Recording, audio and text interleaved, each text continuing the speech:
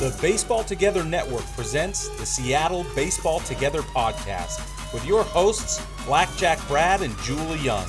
And now, Seattle Baseball Together. Welcome, Seattle baseball family, to this month's episode of the Seattle Baseball Together podcast. I am Brad, and I'm going to be flying solo this month. Jewell is out of town, getting back into town.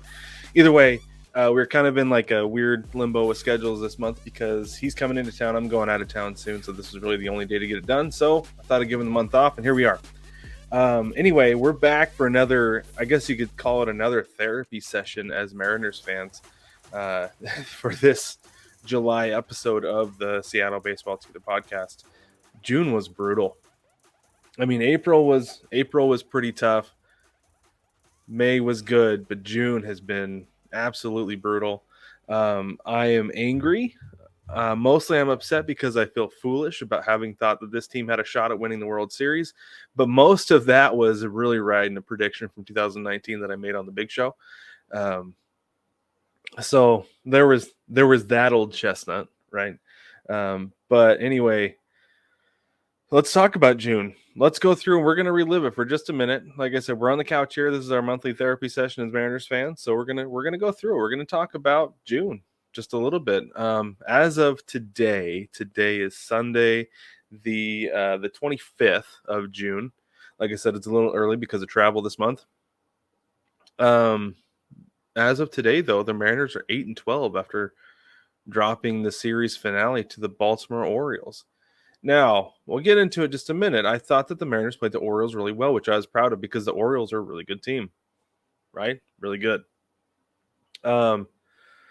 But the problem that I have with the whole thing is that it's just kind of been like a microcosm of this entire month. Like there were times where it was like, man, this team is like just that close. And then it's like, this team's broken. There's something about them that is broken. I don't know what it is. I cannot figure it out. But they just feel broken. At this point in June, the Mariners are 2-4-1 in series in June. That one, they split with the Padres, who at this point, after dropping 2 out of 3 to the Nats, you would think that like should be able to take 2 games from the Padres. Right? I don't know, though, because one day this team feels like it's hit rock bottom. You're like, okay, it can't get any worse than this. And they hit another rock bottom. They just keep hitting bottoms. And then it's kind of like, I don't know, man. It's just like so frustrating though with this team. Like I said, 2-4-1 in series this month. And you know, you can almost go with dropping series to the AL East, just period, because the Yankees are the Yankees, and for some reason they have the Mariners number. I don't know what it is. They dominated them in Seattle, and then it was better in New York, and then the Mariners came out in Game 3 of that series, and really just they crushed them. They laid it on them, you know. And then it's like, okay, because the night before, Scott Service had talked to the team like, "There's no fight," and I had commented in Game 2 of that series, like, man, there is a real severe lack of hustle in this team, and I'm not okay with it.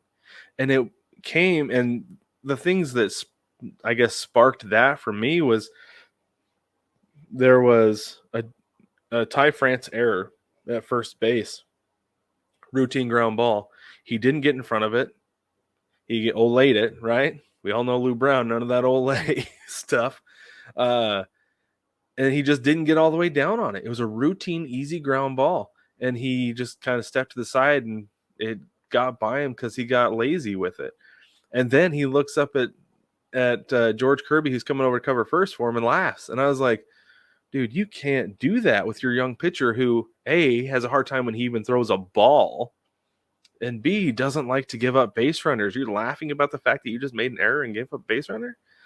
Like, oh my gosh, you can't see that kind of stuff from your leaders.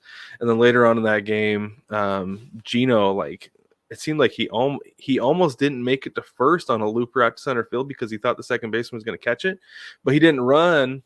He just kind of stood there in the box holding his bat, and then once the ball hit the ground and was rolling out to center field, like he kind of trotted down to first. And I was like, if Harrison Bader really wanted to, he probably could have thrown out Gino at first base. Like it looked that bad to me. And I was just like, man, this is not okay. I'm not okay with this. So there were some real frustrations. And at that point I was starting to wonder, I was like, you know what? I wonder if this team has given up on Scott Service, because that's what it looks like when that's the kind of effort or lack of effort, I guess, you get out of guys when they've given up on their manager and they're ready for the team to move on. I'll never forget. I talk all the time. I mean, a lot of you people who are listening are Trailblazers fans as well, being most of you being from the Northwest. When right before Nate McMillan got fired, John Canzano of the Oregonian wrote a column about it, about how the team had given up on Nate McMillan. And he said that Marcus Camby was sitting stretched out on the bench. I think he said his arms were crossed, his feet were stretched out in front of him. McMillan looked down at Camby to call him into the game, and Camby gave him a look that basically said, "What are you going to do about it, chump? I'm not moving." And I was like, oh yeah, that's kind of the feeling that I had from the Mariners during the beginning of that Yankee series. It's just like they've given up on Service. But I do think that we have evidence that that is not the case, because they came out and they gave the Yankees a shellacking the next night. They took it to them, beat them. I think it was 10-1. I'm trying to pull up the scores right now. Let's see. Yeah, 10-2. Sorry, they won 10-2 against the Yankees the very next night, and then the day after that, they beat the Orioles 13-1. It was like, oh wow, okay, like this team's bought in, and they're ready to go. And then I know they dropped the next two, gave up a walk-off home run to Santander. Was it Santander? I don't know. Anyway, gave up a walk-off home run in extra innings on Saturday. Sunday, just couldn't get the bats going.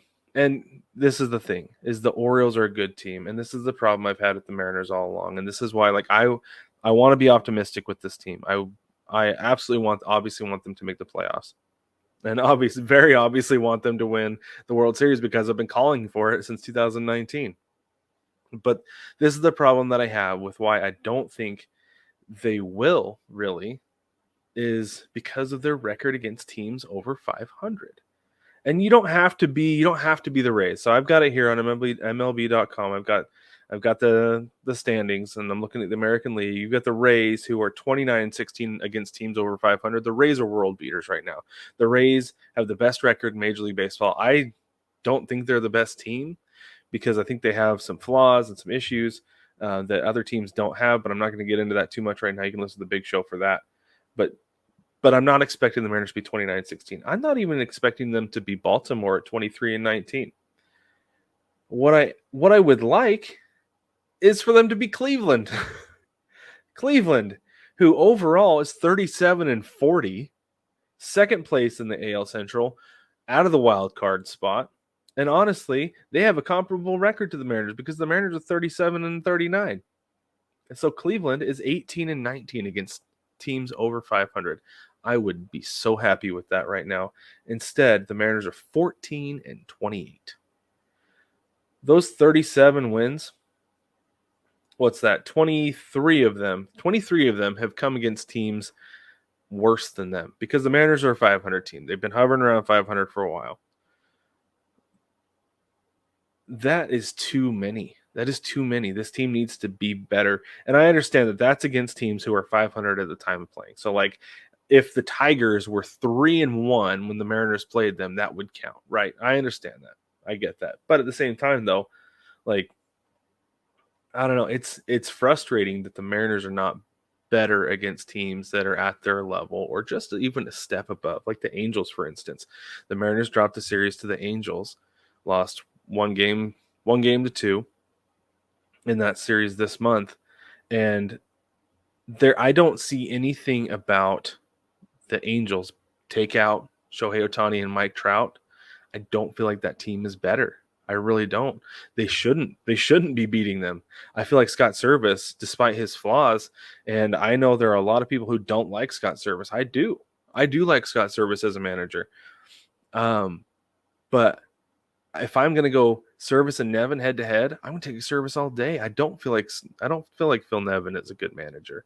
In fact, I said on the big show that I felt like the Angels had the worst manager in Major League Baseball right now, Phil Nevin. That there are times that he doesn't look like he knows what he's doing, and it's odd, it's weird. But I mean, I'm not here to bash the Angels, but I don't feel like the Angels, like I said, aside from Ohtani and Trout, because Ohtani's the best player in Major League Baseball. And if the Angels have him, they should be winning. I expect them to be winning. But he went 1-for-7 against the Rockies in a game where they put up 25 runs. So it's like, yes, there are days where he is the difference maker. He's the guy who's hitting the 3-run home run in the 7th inning, who's striking out 10, right? Because he's pitching in the same game, right? Like he could literally win a game by himself. He could go out there and throw a no-hitter, or sorry, I'm not going to say throw a no-hitter, but he could go out there, throw a 2-hit shutout, and hit a 3-run home run in the 7th inning, and nobody else on the team do anything. He could hit a solo home run if he doesn't give up any runs, and he has won the game by himself. But that just doesn't happen. They have some issues in the bullpen. Their bullpen is better this year than it was last year. Their starting pitching rotation is better this year than it was last year. I love that they have Tyler Anderson. I wish the Mariners had kept him. I loved it when Tyler Anderson was in Seattle. But I don't think they should be below the Angels in the standings. They should be better. Instead, they're sitting 3.5 games behind them, sitting 4 games behind the Astros, who, granted, are the Astros, right? They're the World Series champions, but they're not the world beaters they were last year. Last year, this time, we were saying, yeah, nobody's better than the Astros. Nobody's better than the Astros, right? But now you can see their flaws. You can absolutely see their flaws. Their warts from last year have really come to the surface this year, and they're a lot more prevalent, a lot more noticeable. I don't expect the Mariners to catch that. The Rangers, Mariners are 9.5 games back from the Rangers, and the Rangers are still really good. That offense is just out of control. Jonah Heim is a legit all-star catcher, and I feel like he's done a lot to help that pitching staff. You've got Nathan Eovaldi. DeGrom's out for the year, but still, they have a good pitching staff. Their offense has been out of this world. Eventually, yeah, they might come back down to earth. They might crash down at the end of July and into August and then be vulnerable. But when that happens, the Mariners have got to be ready to win. And right now, they're just not. I don't know what it is. Like I said, they feel broken. And the good thing about being broken a lot of the times is there's a way to fix it, right? That Jerry DiPoto, we call him Trader Jerry. I do it affectionately. I hope everybody else does too, because I feel like he does a lot of really good moves. Last week, Carlos Santana. The Carlos Santana trade happened on June 27th. So as of right now, we're a couple days out, right? It could still happen. Now, I'm not saying Carlos Santana because the Pirates are probably going to keep him around since they're playing well. But at the same time, though, there could be a trade that could take this team over the top, because the trade happened on the 27th. And then I have my notes here. It was July 1st.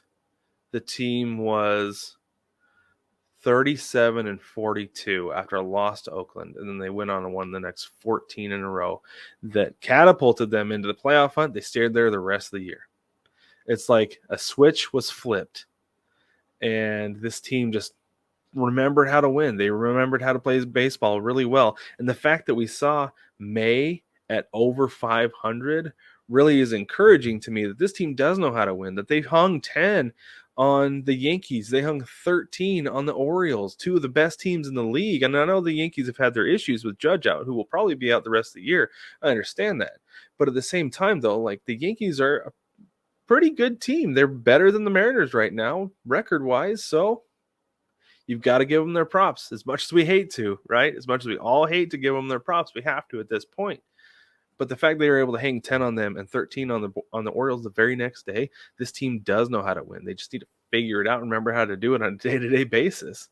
And I was really happy that they were competitive against the Orioles. Should have swept that series. Should have swept that series. Had their opportunities, just couldn't get it done. When they can figure out how to get it done, they're going to be a really scary and dangerous team.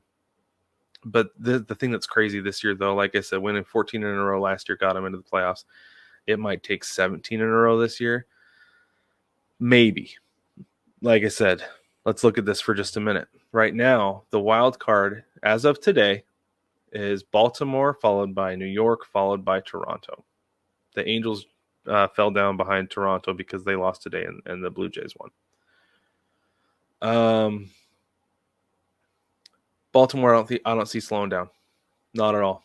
They're a legitimately good team. Like I like to say that they're legit pickles. They're the real deal, right?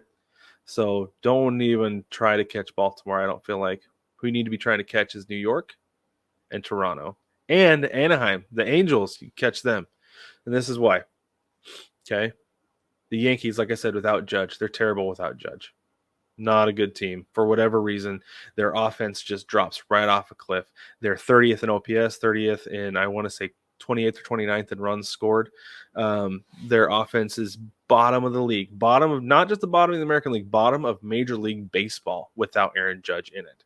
And so they're vulnerable. The Mariners can catch the Yankees. Okay? The Blue Jays have been a mess this year. Absolute mess. They do not have their ace from last year. Alek Manoah, last I heard, was down in the Complex League in Florida, still in the 40-man rosters. He can come right back up.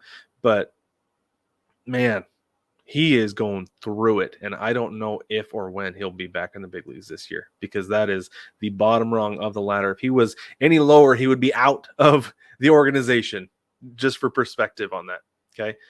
And things have been really weird in Toronto. Jose Barrios, you don't know who you're going to get every 5 days out of that guy. Like I said, Alek Manoah was a problem.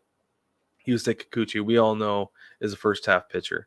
So the Blue Jays are absolutely vulnerable to be caught. And then, like I said, I don't feel like the Angels are that much better of a team than the Mariners. They should be able to catch them. As long as, like I said, they can figure out how to make it count when they're close.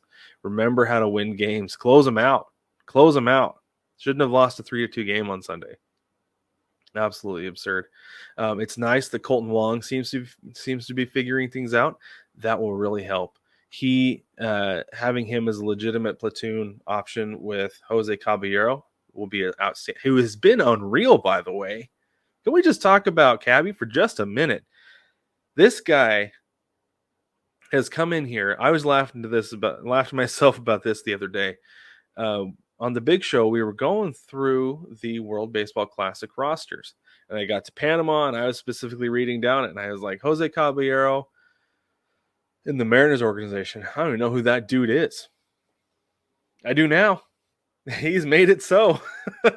They call him, and I love that he's the human rain delay. He goes out there, he messes with pitchers, he crowds the plate, gets hit.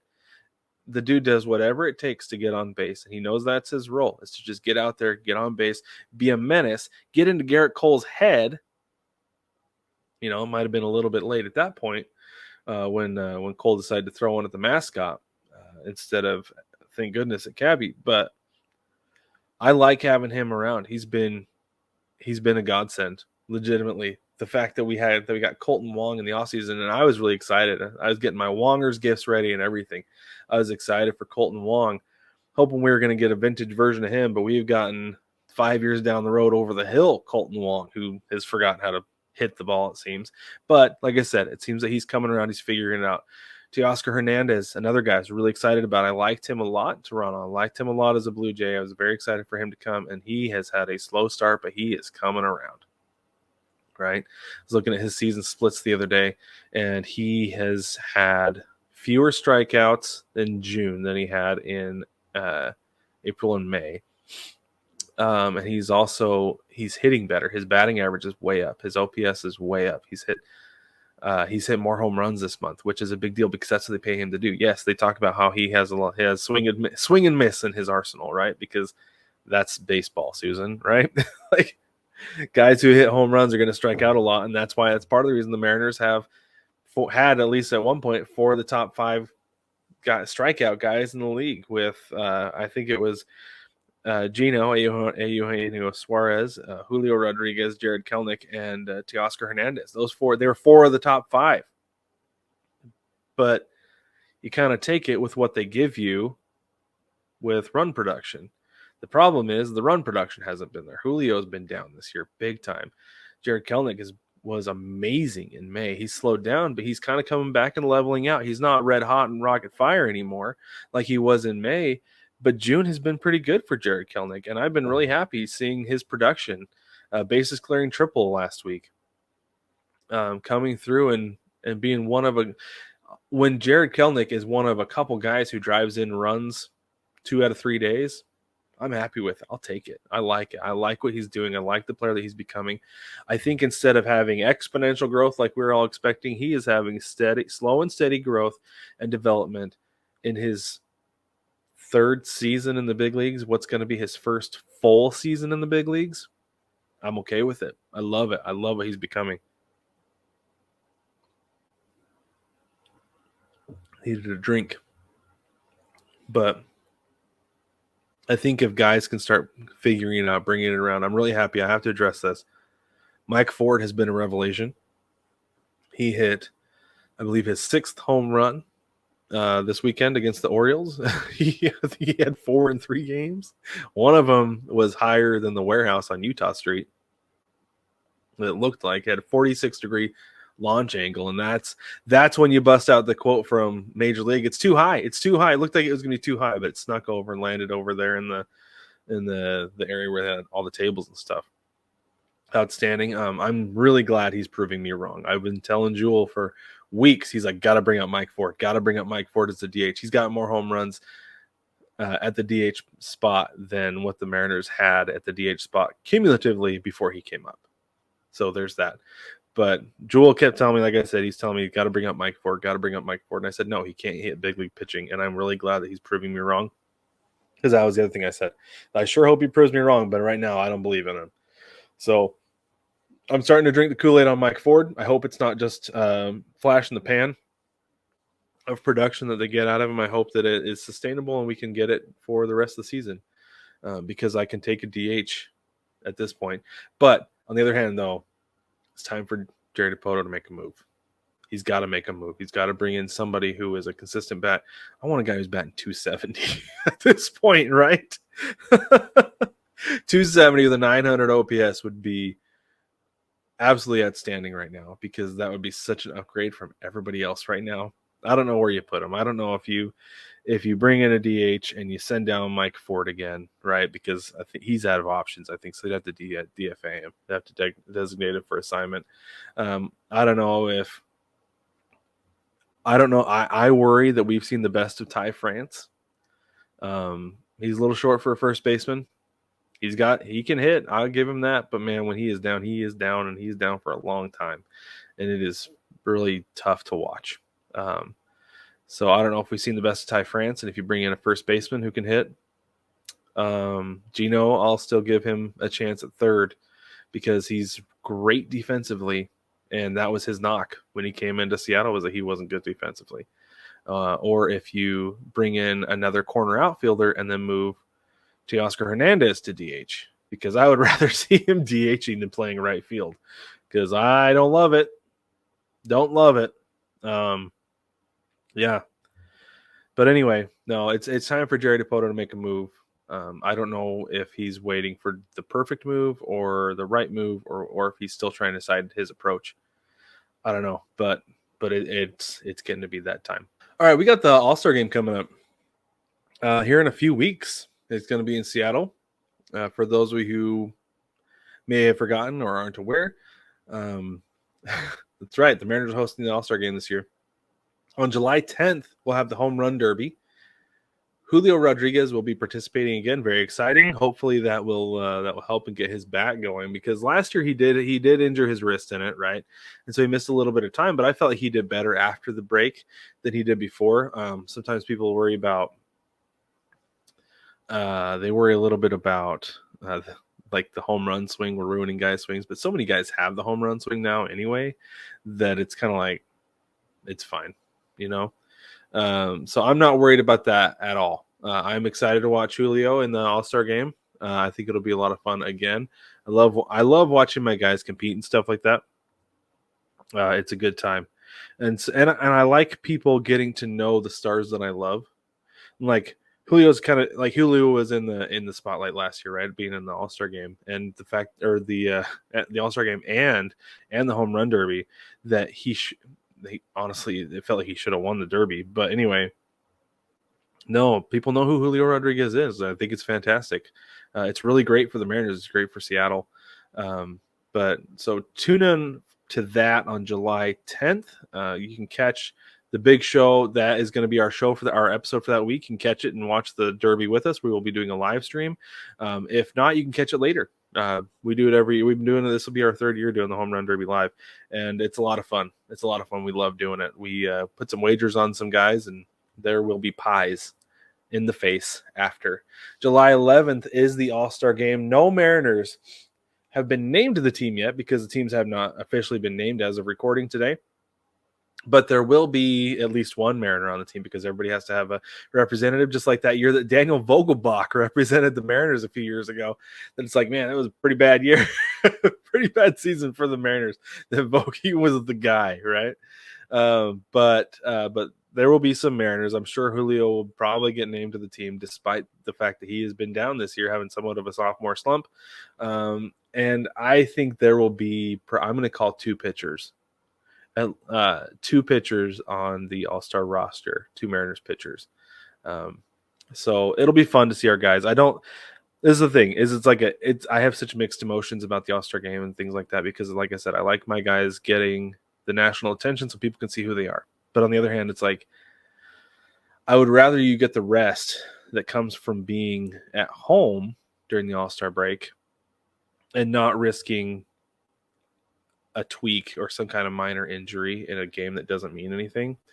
And I know you can roll your ankle stepping off a curb. I understand that. But you're also not chasing a fly ball in the outfield, risking an ACL. You're not facing live pitching, risking getting hit in the hand and breaking a bone, right? That there are certain risks that, yes, are inherent in everyday life, but at the same time, they're not there if you're not participating in a game that does not mean anything. And so I'm okay if Julio is not in the All-Star game. I'm absolutely okay with that. I'm okay if Bryce Miller or George Kirby or Luis Castillo are not in the All-Star game. I will not have my feelings hurt. But it will be fun to get those guys out there and have people see who they are and who we cheer for as Mariner fans. But let me know what you think about that. Do you have strong feelings about that either way, baseball family, about having Mariners in the All-Star game? I'm really curious if I'm like super alone on this, or if people agree with me. So jump in the mailbag. There's a link in the description of every episode for that. Okay. Speaking of the All-Star game, the hats have been dropped. I want to talk about these a little bit because I like these a lot. I really like this kind of like light green gray hat with the navy blue logo. I am here for this. I would love to see the Mariners go with something permanent with a navy blue logo like this. I don't care if it's on a teal hat. That might look pretty slick, or a gray hat. I don't think they can do gray hats because of the baseball.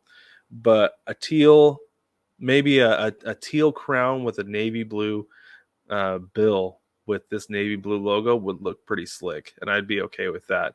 On the side there, it's got that kind of chevron that I think is supposed to represent Mount Rainier. It goes up over the triangular patch. Bottom to top, it has navy blue, teal, and kind of I can't tell if that's silver or white, but that pattern is on every hat. These are the game hats that they'll be wearing during the game, and I think they're absolutely fantastic. I've got a link down in the description. You can go get that and support the show while you're doing it. And then there's also the warm-up hat. This is just the regular navy blue hat, all navy blue, with the regular everyday Mariners logo, and then it has a similar chevron on the side. This one is kind of like a teal, baby blue, and a white over the triangular All-Star game patch. Every team has a few, like a variation or variant of their team's colors on that chevron on this one, because like I said, these are all in just the everyday colors, and I think these are super cool too. Again, there's a link down in the description so you can go shop these and you can get yourself Mariners All-Star game hat if you would like. Okay, before I wrap up here, let's talk about July. July is a short month, kind of getting a little bit of a break here. Like I said, All-Star break would be nice. Let some guys kind of hopefully reset, get some rest. But this is what the Mariners have coming up. in July. Got Tampa Bay. That's going to be finishing up the series that ends June. That goes the end of June, beginning of July. And then at San Francisco, at Houston. Then you've got the All-Star break. And then at home, you've got Detroit, Minnesota, Toronto. And then you go to Minnesota, go to Arizona, finish up the month against Boston at home. I like it. I like that schedule. Okay. Really light on travel. The flight out to Minnesota, to me, isn't too bad. Right? And that's as far east as you're going all month. You got to go to Houston. But again, that's something that they do a lot. I don't feel like it's too bad. I know it probably sucks going from Seattle to Houston. I'll be honest. I don't think it makes any sense having Houston in the AL West, but that's just me. Anyway, but pretty light on travel, relatively speaking. Don't have to go all the way out to the East Coast for anybody. But I don't think it'll be a super easy schedule to play because obviously you got Tampa Bay. Like I said, best record in baseball. Not necessarily the best team in baseball, but the best record. They've got some warts. They can be exposed, winnable games. Okay. Hope they just almost dropped a series to the Royals, right? So they gave a winless pitcher his first win on the season. So it can be done. They're beatable. Hopefully the Mariners can figure it out and do it at home. San Francisco, good team, sitting in the NL West. They are currently second place as of going into Sunday. They had a half a game on the Dodgers, and we're in second place in the NL West. So the Giants are a pretty good team, although I do feel like you don't know who you're going to get from day to day. When I'm putting money on games, I don't do the Giants just because I don't know who they're going to be, who's going to show up. Houston, beatable. Tough to play them in Houston for whatever reason. The Mariners have a really hard time in Houston. I don't know what it is, but they're beatable. So that's a potentially winnable series if the Mariners can, like I said, sort things out, get it figured out. They've got Detroit at home, winnable series. Minnesota at home, winnable series. Toronto at home. I know the Blue Jays travel well in Seattle, but that is a winnable series for sure. And then at Minnesota, again, winnable series. Tough going on the road, but it's warmed up in Minnesota. Don't have to deal with any snow delays, anything like that, hopefully. I mean, it's going to be July, so there better not be a snow delay. And then Arizona is tough. First place in the NL West going into Sunday. They're 46-32. Good team, really good team. You're not scoring on Zach Gallen as much as I hate to say it. He is a great pitcher. Corbin Carroll is the real deal. Like I said, legit pickle. Lourdes Gurriel is having a good year. Christian Walker's having a great year. It's going to be a tough series. I'm going to be there I'm going to try to get out to 2 of those games. So if you're in Arizona, you're going to be here, reach out in the mailbag, let me know, and maybe we'll meet up and I'll buy you a hot dog or something. And then finishing up finishing up the month, finishing up July with one game to start off a series against Boston. Didn't show out well against Boston in Boston, but hopefully things go a lot better in Seattle because the Red Sox, I don't feel like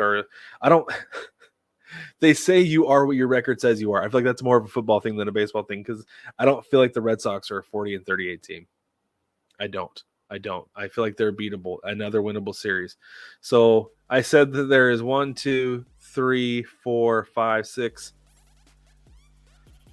7 of the 1, 2, 3, 4, 5, 6, 7, 8, 9. 7 of the 9 I said are winnable. I also said that in June. So we'll see how it goes. But anyway, baseball family, thank you so much for joining us this month for the Seattle Baseball Together podcast. And we will catch you next month after the All-Star break and after the trade deadline.